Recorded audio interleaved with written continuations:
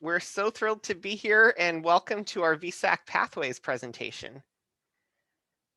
This session is navigating virtual campus visits and admissions. And it's a session for students and families who are beginning to make a connection with colleges. We're hopeful for many different reasons that our schools, our colleges, and our state are on a path back in-person interactions. But for at least right now, safety considerations and travel restrictions mean that the online world is going to play a role in your college search. So some of our big questions today: how can your family make the most of virtual campus visits? How can you successfully navigate the admission process in an increasingly virtual world? How at this step can you be ready for the next steps in your college search? And who can be supporting you along the way?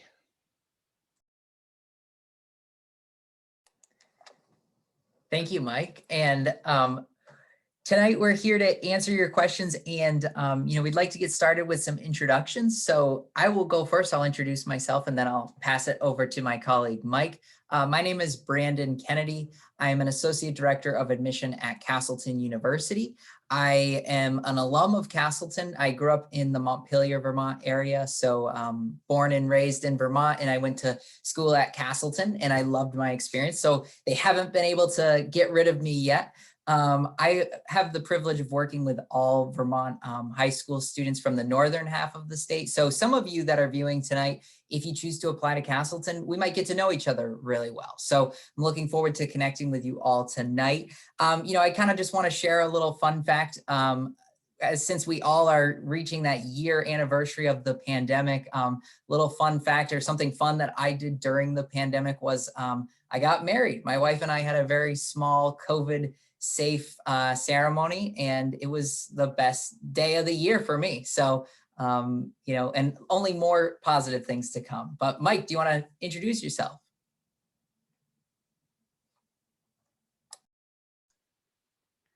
Thanks, Brandon.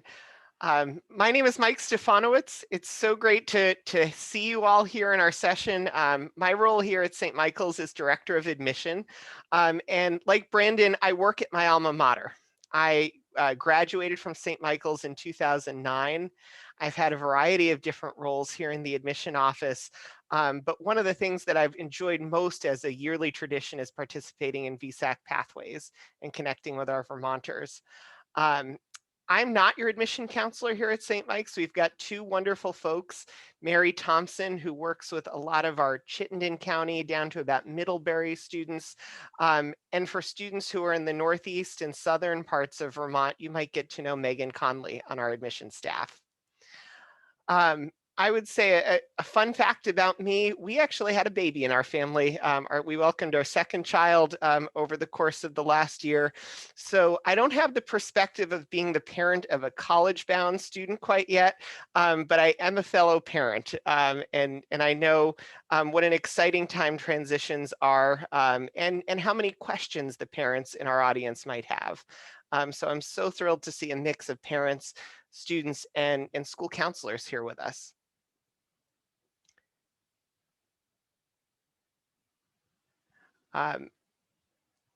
Brandon and I have worked together for a number of years, and we really wanted tonight to be a conversation.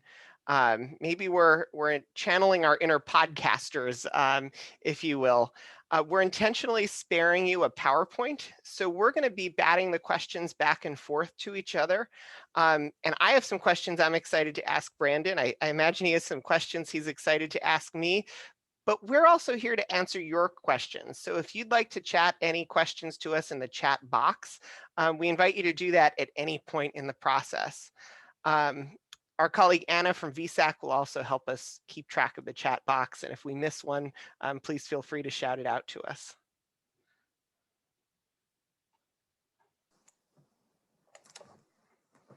Yes, and then just as a reminder, we are going to try to stop and speak slowly so that we can give our friends that are offering language translation, everyone a chance to, or all of our language translators a chance to catch up. So, we are going to be trying to pause. I myself am going to be reminding myself to slow so that everyone can hear and understand what we're talking about tonight. So, but I think that's covers us for the introductions. Mike, what do you think? I think we're good. And I actually have the first question for you. So in this whole big process, big question, where do I start if I'm a student or a family? Well, isn't that the $1 million question? That's the right out of the get-go start of where do we start with this whole process? And that's, that is a really big and important question. I think first and foremost, everyone that's tuning in today, whether you're tuning in live or whether you're watching the recording, you're on the right step by attending events that are put on by vsac and maybe by your school counseling office to try to gain some exposure to colleges and higher education. There are so many different types of colleges and universities out there that by starting out the search process early, in your maybe towards the end of your sophomore year, junior year, is going to make your senior year so much less stressful. You're not going to feel pressed for time and you're not going to feel rushed. So I think starting out by attending these, larger events that are more generalized are a really great way to get started. But then I think, starting to build up your, admissions team, which actually leads me to my question, Mike, of, that I have for you of if students are coming to these types of events, their interest is sparked, they're ready to continue their education. Who should they connect with first after this event?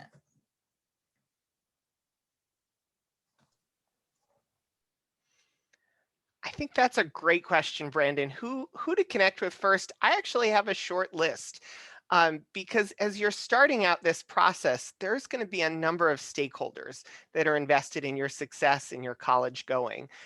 So I think to take inventory of who's on that list is a really important place to start. A big one is going to be your school counselor. Your school counselor is a terrific resource, and it's a resource in your high school for a number of different areas. Your school counselor can help you decide, I have nowhere to start. Where do I start making a college list of where to begin exploring? You might be in the situation where you have some idea already. I have a specific interest that's important to me. Your school counselor is somebody who can then help you develop a list of places you might start looking at through that filter of an interest. Your school counselor is also someone who's going to write on your behalf a letter of recommendation in the admission process. So getting to know your school counselor if you don't already, and there's a real mix depending upon your high school. Sometimes you'll meet your school counselor in 9th grade. Sometimes you'll get to know your school counselor better as you're on the outset of looking at colleges and careers. So this is a really important person that you're going to get to know. Your school counselor finally can help you think about how you're going to show yourself to colleges. What does your transcript look like?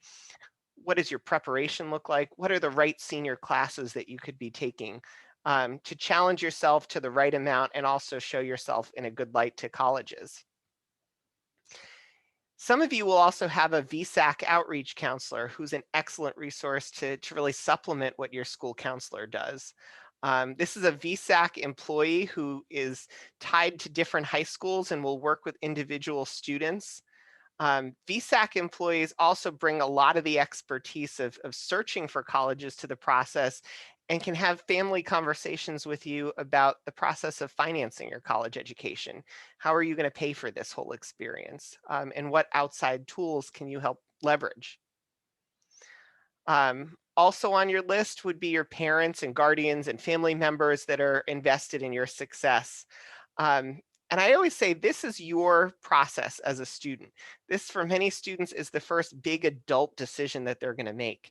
But with that said, your parents are an important resource to express their hopes and goals for you, to talk about what resources your family might bring to the table, and to share any parameters like, comfort with different amounts of distance that might be an important area to discuss. And finally, I would say yourself. And that might sound a little bit silly, but I do mean that somewhat reflectively, to sit quietly and think about your goals. That's important. And I also mean it in terms of a process. How are you going to organize yourself through this process? How are you going to take in information, keep important emails, keep track of deadlines? So having that time to really sit back and reflect and think about, how am I going to take on this process? It's worth doing it with some planning. So that's a long list, but I think there's that whole group of stakeholders that are important as you're starting out. Yeah, I would just echo that, Mike. I think that, that team that you're building for your college admission search is going to play a huge role in your success in this search. And, I think not being afraid to ask your, peers, ask your family members input, your school counselor. I mean, they all are going to be super helpful. So I think that's, while it seems like a long list, it's a super important list to have. Brandon, one of the entities on that list that I didn't talk about was the colleges themselves. So in this online world where folks are starting to meet colleges for the first time using technology, who makes the first move? Is it the student or is it the college? Well, that's a great question, Mike, because it can work kind of in both ways. In many, many cases, and for cases for folks that are viewing tonight for this session, what I would encourage you to do is be bold and make the first move.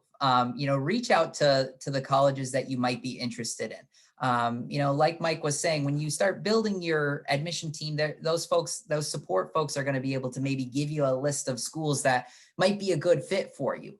Or maybe you're jumping on the College Board search or Naviance and you've kind of narrowed down your list of schools that sound interesting to you. You're looking for a small school in a city, or you're looking for a large rural school, and you've kind of narrowed down your search.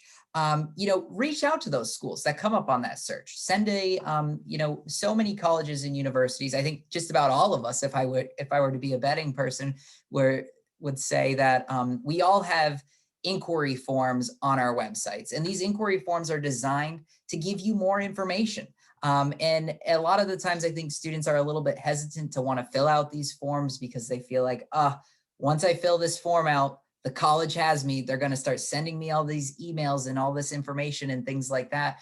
And we are, in a sense, but that information is all super important and it's all going to be really relevant to you. So when you plug in what your academic interests are, when you plug in you're interested in playing basketball or floor hockey or, things like that, that's going to help refine your search a little bit more. And so once you reach out to the colleges, they're going to start reaching out to you quite regularly.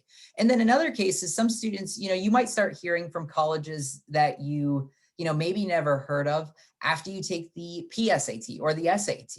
And that's a good way. If a college reaches out to you, you maybe have shared some information that has met their criteria, and it's a good way to also get in contact with schools. So, but for the most part, I think that the students should be the first one to reach out to the colleges.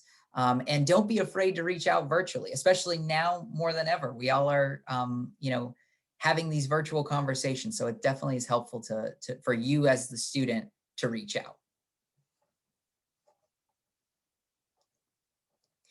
And then, another question that we have, along the lines of starting, Mike, is how do you narrow down the search? So, like I mentioned how, there's all these different search engines. There's all these people that are telling you what school you should apply to and things like that. How do students start to narrow down their search? I think that's, a big question in this process. And for so many students, Brandon, I find them casting a wider net before they're able to start filtering down what they're thinking about for their options. You listed off some great ways. You're contacting the college directly through their inquiry form. A college might reach out to you because you've shared something with a survey or a group like the SAT or ACT. But as you're doing that and you're thinking about how to narrow this down, it also goes back to that personal reflection of what your goals are that I was talking about. You're one of those stakeholders. You're the most important stakeholder. I sometimes use the image of a jigsaw puzzle when you're thinking about the right college fit. And I imagine 4 pieces of that jigsaw puzzle. One is academic, one is co-curricular, one is social, and one is financial. And if you're going to find the right fit college, you have to find a jigsaw puzzle where the pieces fit together tightly. So academic, that could be they have my major, or it could be I'm not sure what I want to major in. And this college has lots of options to help me hone my interests. For co-curricular, again, that could be I've always had my heart set on doing college theater or playing college baseball or going to a school that has a really robust campus newspaper, whatever my co-curricular interest is.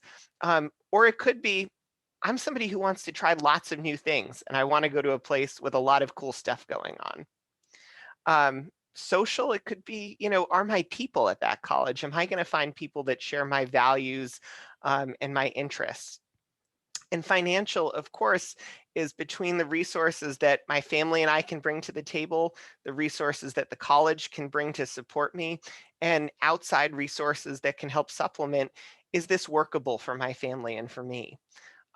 So I always approach that sort of narrowing conversation with, is this place, a college where all those puzzle pieces fit together well? Given that there's such a wide world out there too, I also like to use Vermont as a good case study because we've got about 20 different colleges here in the state of Vermont, and they're all incredibly different from, you being at a state college, Brandon, to me being at a residential liberal arts kind of religiously affiliated college, to places that are really specialized like Sterling that has a great environmental focus, or Norwich, which has a really strong military focus. There's a lot of different kinds of colleges out there. So once you tour around Vermont and you look at those colleges, then you can say this style I tend to gravitate toward. And now I'm going to look for other colleges that fit the same style and really get into the details. I think that's one way that you could tackle that. And actually, Brandon, that touches on a question that Tricia posed in the chat of how you can really get a good sense of that college or university's culture. Some of those puzzle pieces, with diversity, with types of students, how you do that over Zoom. And, I think that also might touch on what's actually involved in a virtual visit. Is it just something like this where somebody's talking to you from their office, or is there a real range of different ways you can connect using online tools? And that is a great question, Tricia and Mike. I think how do we, and that's a question that colleges and universities have been reflecting on for the past year. Honestly, we all have been really working hard to make the most of our virtual events. I think it's so, it's so helpful, or it was so helpful at one time when students could get onto campus, right? That was like what all colleges and universities were saying. We're saying, come to our campus and, take a campus tour and you'll see if you can see yourself on our campus. Well, this year we couldn't do that because of, safety reasons for our students, wanting to make sure that our students, staff, faculty that are on campus are safe as possible. And so from, really, actually, I can say from our experience at Castleton, from about a year ago today, we hosted our first ever virtual accepted student program. And the week prior, we were hosting in-person accepted student day program. So, and then this year we have, 5 different types of accepted student day programs, ranging in everything from, what it's like to be a student on campus, to the next steps in understanding your bill, to connecting with faculty about certain academic programs. There's just a wide variety of different virtual programming available. I think that, colleges are really trying to offer a wide variety of these types of events so that you can really see and kind of get a glimpse of what our campuses have to offer.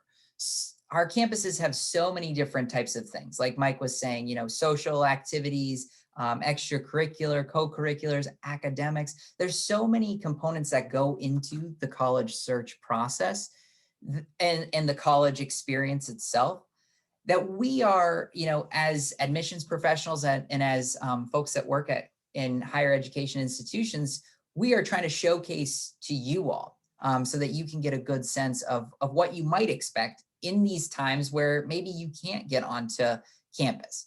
I think that this has led to some, kind of advantages for some students too now. If you were, let's say if you were a student that was looking at colleges, maybe down in Florida, but your family doesn't have the time or the ability to get you down for a campus visit in Florida, but you can go to a virtual open house event and learn about a certain program and talk to faculty virtually now. That's kind of the exciting thing about these virtual events.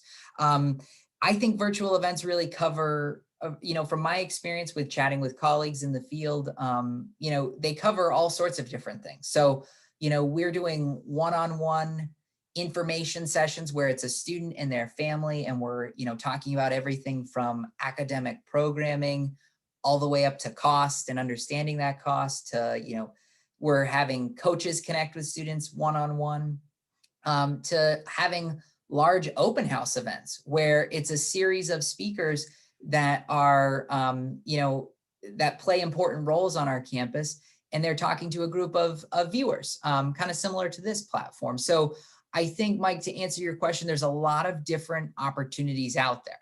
And it can seem a little bit overwhelming, but what I would encourage families and students to do is kind of take off little snippets of it. Go to a virtual open house at Castleton, and then, schedule a meeting with an admissions counselor if you liked what you heard about that. Try to go to a general event and then start to narrow your focus a little bit more. And I think that's how you'll get the most out of a virtual, experience. And then also, really to kind of talk to Trisha's point about, how our campuses, trying to include, if you have a really niche interest or something, don't hesitate to reach out to your admission counselor. If there's someone on our campus that can answer your questions, we're more than happy to put you in touch with them. So don't be shy with your questions on, hey, I'm interested in, this activity. I'd like to learn more about this academic program, but I don't see an open house pertaining to that specifically. Well, let your admission counselors know, or your admission office know at that institution, and they might be able to help you out with something like that. And then, but this also leads to my question, Mike, because I was thinking when I first responded how, about a year ago, we were all like, oh, we're having in-person events. Fast forward to now, do you think, or can students do in-person events anymore? Are in-person events a real thing at this point? Well, my answer is actually, it depends. And that could be a little bit of a frustrating answer. But I'll tell you, Brendan, what it depends on. It depends first and foremost on the college's visitor policies. We all on the college and university side have worked really hard to balance a lot of priorities in this pandemic. And one of our biggest priorities is keeping our current students who are here doing in-person learning as safe as we possibly can. So all of our policies here, just like we want to take care of, our future students when they're enrolled, stem from wanting to protect the health of our community. It also depends on Vermont's travel rules, which, if anybody tunes into the governor's press conferences as often as I do, that's an evolving thing. As real-time conditions change, Vermont's public health guidance adapts and changes as well. And then, of course, there's the health guidance for the state where you're going to be ultimately visiting. So right now here at St. Mike's, if we use us as a case study, you can do an in-person visit. You can come and take a tour if you're a Vermonter. That tour is socially distanced and masked. And there's some health questions that we ask everyone before they go out on the tour. It's really easy to come and do this as a Vermonter because Vermonters can move freely about the state. But if you're coming from out of state, there's an expectation that folks have quarantined either for 14 days or quarantined for 7 days and produced a negative COVID test. And And so, again, this is a good reason to start looking at some in-state colleges where you might be able to move about more freely. And then once you find the style of college that you like, expand your search and look at some of those nuanced details. Um, I would also say it depends on what's right for you. So not everyone is going to come and do an in-person visit. And we're actually finding that the majority of our students who have applied this year haven't come and done a visit yet, but are still taking advantage of online tools. And that robust list that you gave of open houses and faculty chats and presentations on areas of interest and connections with athletics, those are things that we're doing too. So, I really want to underscore that online visits are also a good option and won't put students at a disadvantage. We also know that you're making important choices about the health of your household.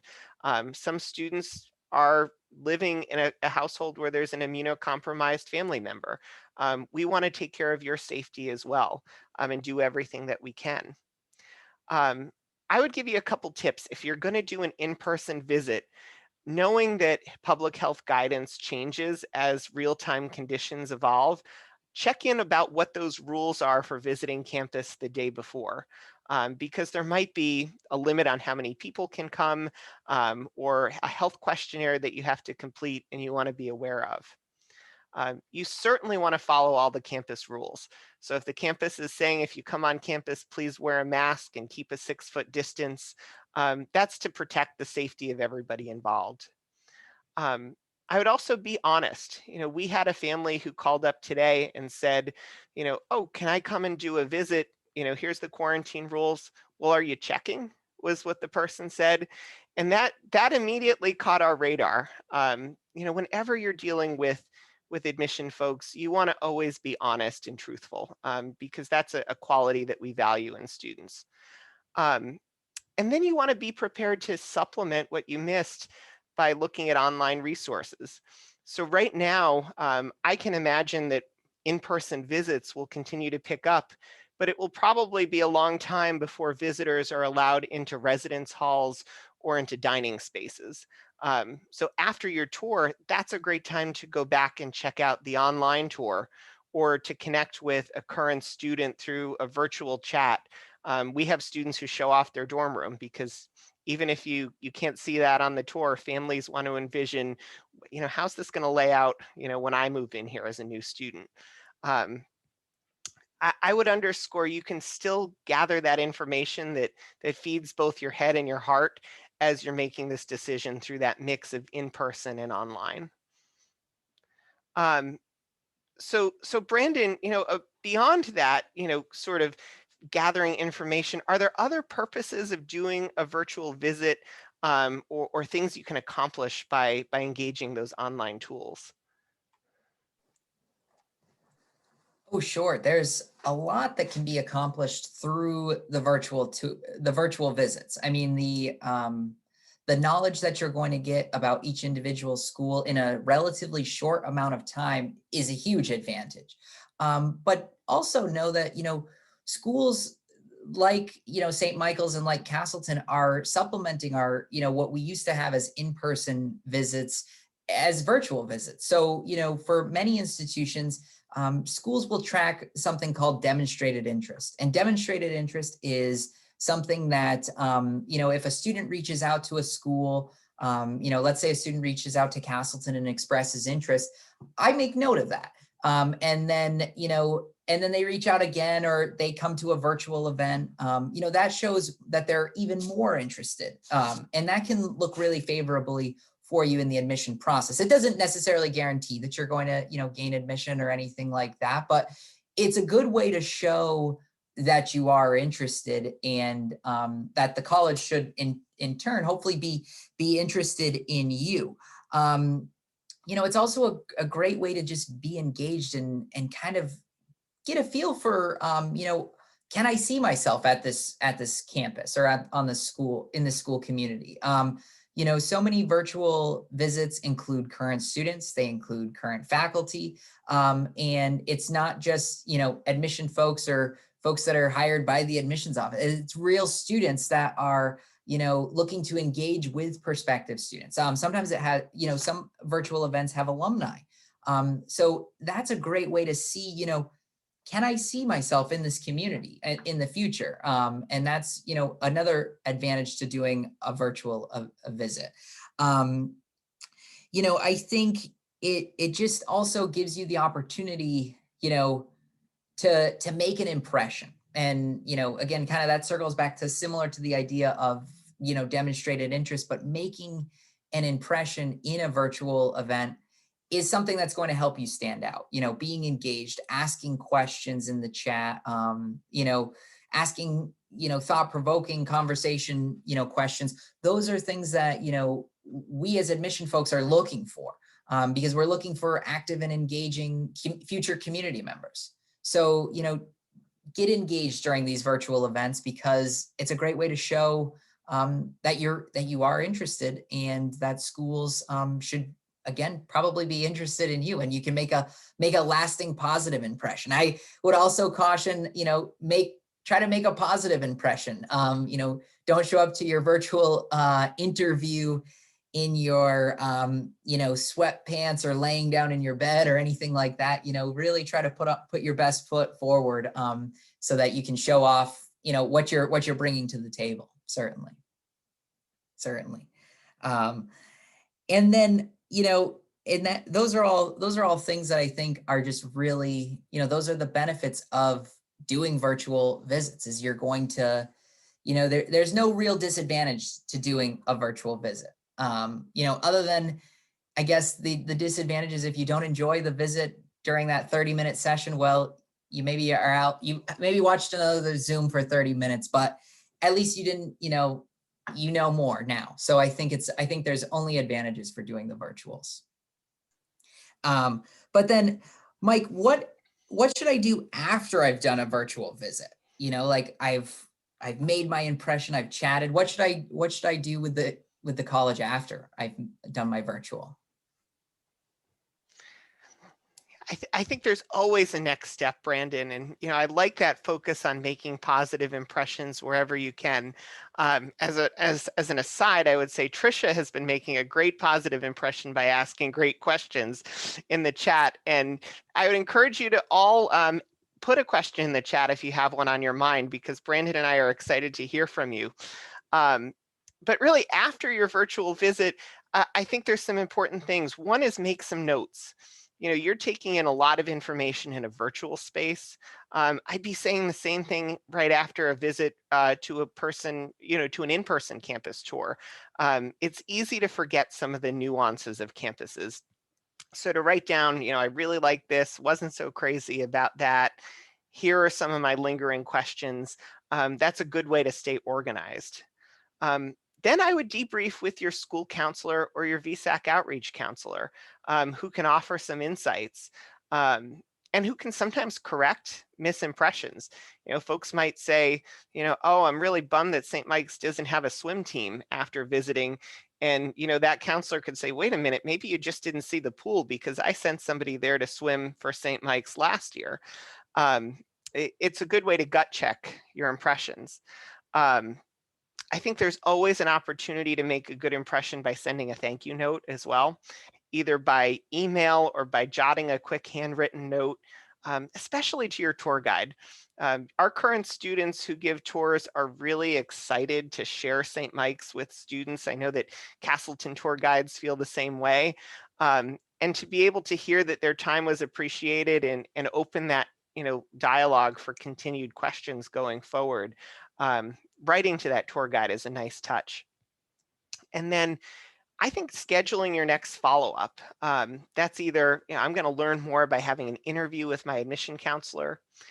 Maybe it's I'm going to go and attend this additional online program that delves deeper into something I'm interested in, or I'm ready to submit my application once we're a little closer to senior year.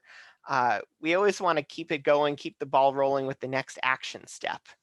And I think about what's happening. What is this? How does this fit into the timeline of my college search? I bet there's some people who are sitting here who are wondering, is it worth skipping these virtual visits and just waiting till there's more of a return to in-person opportunities. Where does this all fit in my timeline? How would you answer that one, Brandon? So I would answer that question as no, I don't think it's worth skipping the virtual tours. I think, if we've learned anything, from this pandemic is that, things can be a little bit slow moving. And like you said earlier, Mike, it might be a while before prospective students and families can actually get into a residence hall, even if their campus tours are open. Like at Castleton, you can come and visit, but you're going to just see the exterior of the buildings.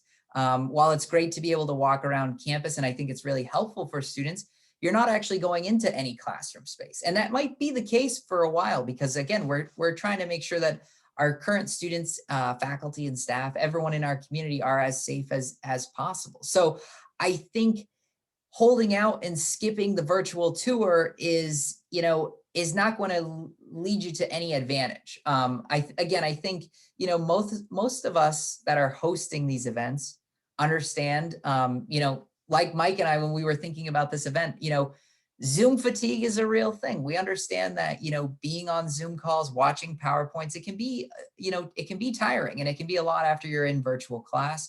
So we try to keep these events short, snappy, fun and informative. I mean, the most important key takeaway about virtual events is that they're going to be informative. They're designed to give you more information.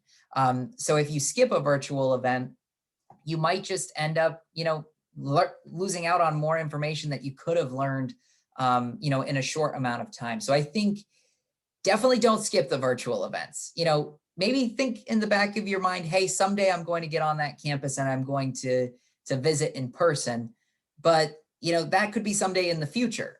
Could be in the near future, or it could be in the the distant future. But take those virtual events, take advantage of them. Especially, it's a great way to get a sense of, hey, maybe I don't want to actually visit this school, that's a little bit further away, because I did a virtual open house and I found out it wasn't the right fit for me.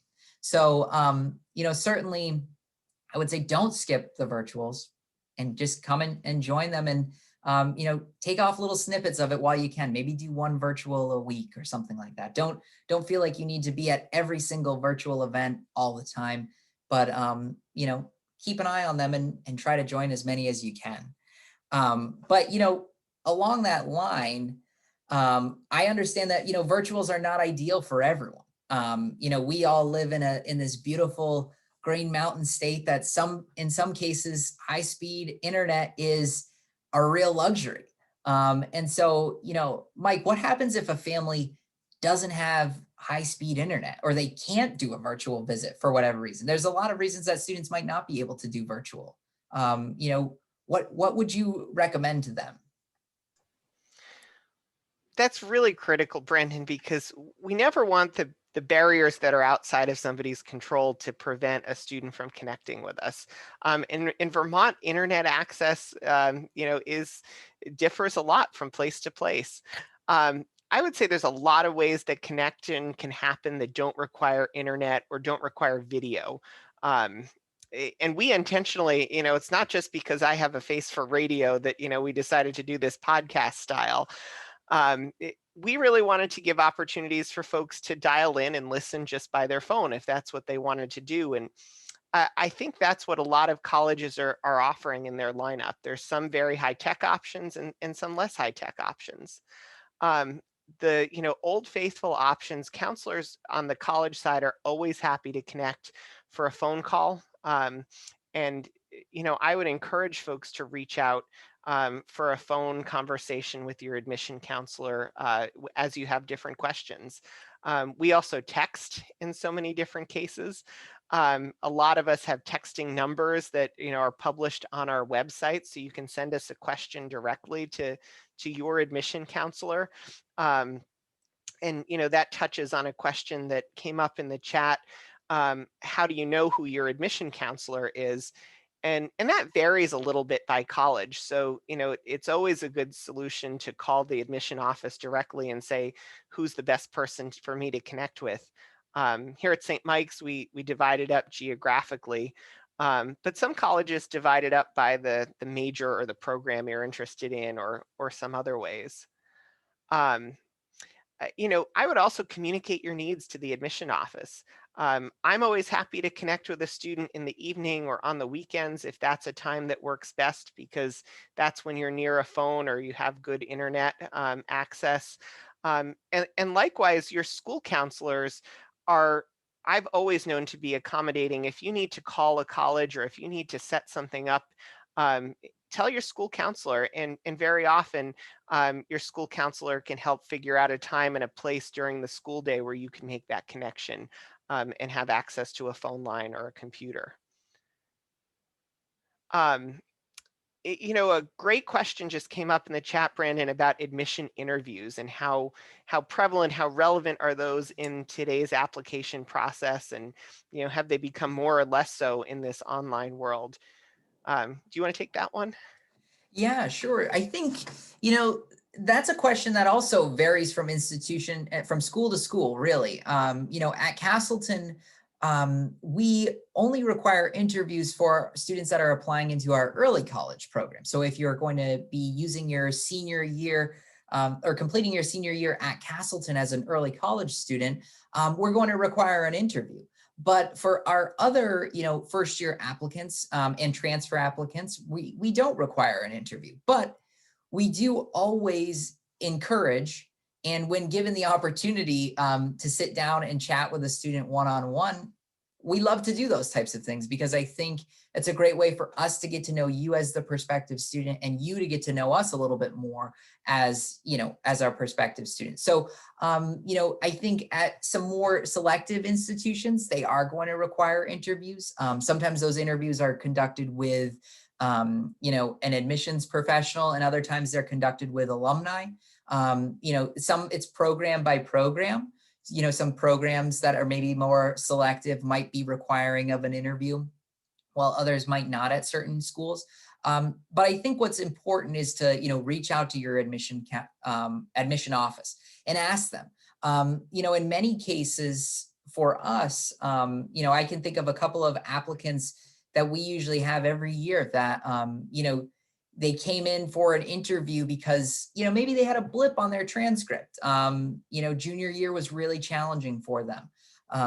And that interview gave me the opportunity as the admission counselor that's reviewing their application to get to know them a little bit better, and to get to know, maybe why that blip was in their, admission, in their application. And that allowed them to be, actually gain admission. I think it's always important, and I think we mentioned this earlier, is just to not hesitate to reach out to folks. We really are here to help you understand this process, to get through this process in the most efficient and fun way possible, hopefully stress-free possible way that we can. So don't hesitate to reach out if you have questions or concerns. And scheduling a time for an interview is never going to be a bad thing, I don't think. Yeah, I think sometimes interviews can be just a little intimidating, Brandon, because sometimes this is the first time a student has done a formal conversation like that. Maybe you have the experience if you've applied for a job before meeting, the potential supervisor. But one thing I always recommend too is using your school counselor or your vsac outreach counselor to practice. So, how am I going to have that good conversation? And then also to use your admission counselor to find out what kind of an interview this really is. At St. Mike's, our interviews are not evaluative. So it's really an opportunity to sit down and make a connection and have a conversation. For some colleges where that is a part of your evaluation, you want to know that in advance so that you can just be ready for what to expect. And I always find that, if I know what the expectations are of me, I'm more comfortable when I'm doing something new. So having that time to get informed and to practice a little bit can really help. I would agree. Yeah. And certainly interviews can be intimidating. And, some schools are going to call them formal interviews. Others are not going to. So, don't hesitate to reach out with your questions or concerns about that kind of stuff. We're here to help again. Well, our podcast style event here is coming up to the top of the hour, Brandon. I know. Time is moving very quickly, and I've been trying to speak very, slowly. So this has been fun. I thought, because we gave so much information here, we were able to share some good tips, but, some of the things that come next, maybe we could do a little rapid fire of just things to keep on your radar about what comes next. What are some tips you might have for folks? Sure. I would say, first things first, connect with your school counselor, especially after this vsac Pathways event wraps up this whole month long. Connect with your school counselor and start to think about your schedule that you're going to have moving forward to make you a competitive applicant. So many of us, Mike, want to see students with academically rigorous junior and senior years. So, talking with your school counselor is a great first step, I think, to, start building that schedule, especially now during this time of year. I think students are starting to think about their schedule a little bit more. So getting connected with your school counselor is one thing that I would say definitely do right after. Yeah, I think I have one, as I get organized for this process, I always advise students to think about their extracurricular activities. And if you're logging those in Naviance or getting together a potential list that you're going to share in online spaces, having that list at the ready can be really helpful. And I think it's helpful to know that colleges define extracurriculars pretty broadly. So we value students' contributions outside of the classroom, whether it's athletics, clubs, fine arts, religious pursuits, employment, responsibilities at home. All of those things are valuable to colleges. And I think as you engage in different programs through vsac Pathways, you'll see that we can address, two opposite ends of the worry spectrum with that. Some folks feel like they have to be part of every club and group for colleges to take notice. And we like to reassure folks that really giving your time and energy and leadership to a few things you really care about, and going deep is something that is going to be more attainable and I think gives you some better balance in this whole process.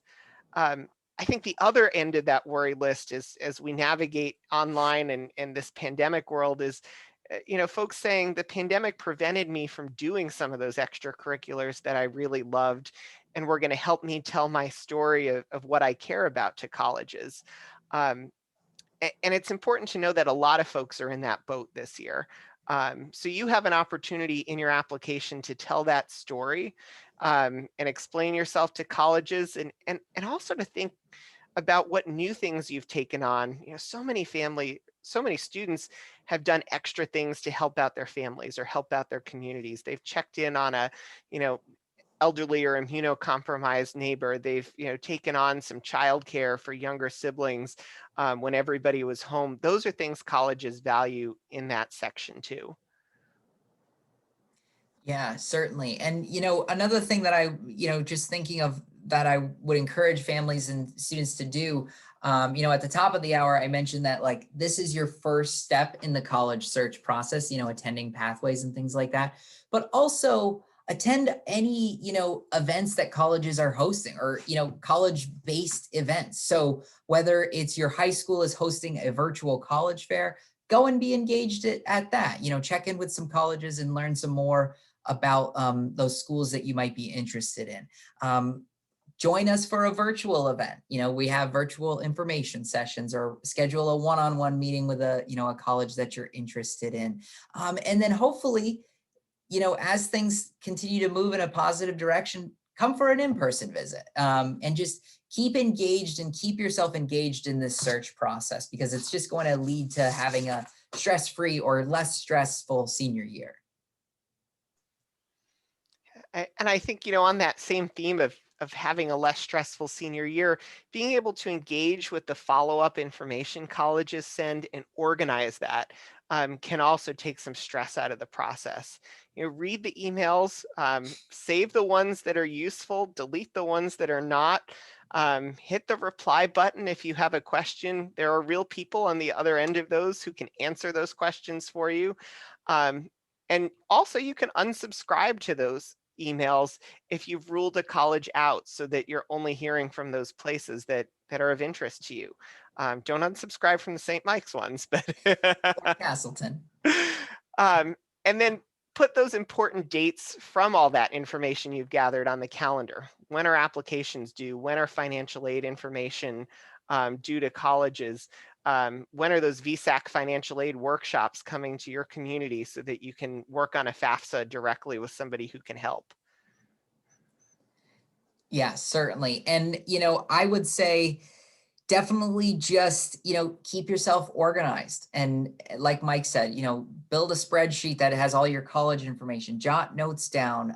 When you think of something, if you think of a question, send an email. One big piece of advice for organization is maybe make yourself a professional looking Gmail account so that is used just for your college search, so that all of those emails are put into one place that's safe, that you know where to find them and you know how to circle back to them. That's something that I would say is certainly, and the more organized you can be and the more you can share your organization with your, your friends and family, those are things that are important and I think are going to lead to a successful both virtual and in-person, college search.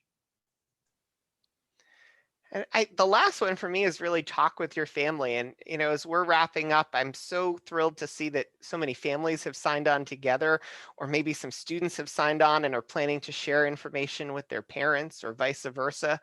I think having those open lines of communication, talk with your families about all of your roles in this process. What are your hopes? What are your expectations? What are your parameters? So that you can be having really honest conversations. You always have that good car metaphor that you use, Brandon. Yes, so when I like to think of the college search process, I like to think of it as, as you're driving a car. And I think that students should be the drivers of the car. They should be, controlling the gas pedal, controlling the brakes, steering, kind of navigating the whole journey. But your parents and your family, your support team are right in that car with you. So, maybe you're bouncing ideas off of your mom and dad or your guardian, aunts, uncles saying, hey, I, just went and toured this school and this is what my thoughts are. And they can, give you that feedback. And this is a really tough position and seat to take sometimes for mom and dad or family members, is to take that passenger seat. But letting your student own this process, letting them go through this process and really kind of navigate it as the, the sole driver of it, it can be really beneficial to the student, because once, ultimately, once they enroll with us, once they become a student at our schools, you're not there anymore. So you, while you might be there at home to support them, you're not there in the classroom to support them, and you're not, advocating, raising their hand or things like that. So it's a good way for students to start to take that leadership role and that ownership of their education into their own hands and really navigate through the process. Well, this has been so much fun. And, I want to thank my colleague Anna from vsac for inviting us, and for vsac for hosting such a lovely event. I want to give a shout out to the folks joining us to translate into other languages. That was awesome. Is there anything that we've missed, or anything as we're wrapping up we should have on our radar, Anna? No, I think I just wanted to say thank you, Mike and Brandon, so much. Thank you, everyone, for being here. I did put in the chat, the session was recorded and it'll be available on our webpage at vsac.org/CCP. And I put that link in the chat within the next couple days in case you want to share it with anyone who wasn't able to attend tonight. And we're also doing a weekly drawing for folks that attend these live events. So I put that link in the chat as well. Don't forget to enter if you're interested. And yeah, thank you all so much. We do have a number of other sessions. Both Castleton and St. Mike's have some virtual tours and info sessions coming up over the next couple of weeks. So definitely Castleton's is tomorrow, and Mike, I think yours is on the 24th. Sure is. So definitely check those out if you'd like to get a bit more info about their schools. And yeah, thanks again, everyone, for being here. Thank you all. This was a fun time. For sure. Have a great night, everyone. I hope to see you at a virtual event soon. Yes, come and see us.